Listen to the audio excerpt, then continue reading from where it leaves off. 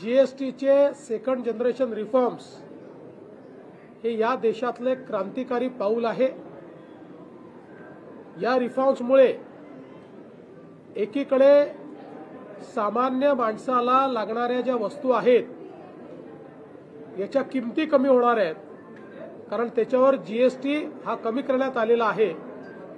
दुसरीकडे देशांतर्गत मागणी वाढणार आहे, त्यामुळे देशांतर्गत प्रोडक्शन वाढणार आहे, त्यामुळे अर्थव्यवस्थेला मोठी चालना मिळणार आहे आणि विशेषतः आत्मनिर्भर भारताकडे जो आपला प्रवास आहे तो या सेकंड जनरेशन रिफॉर्म्सच्या माध्यमातून माननीय प्रधानमंत्री मोदयांनी सुरू केलेला आहे।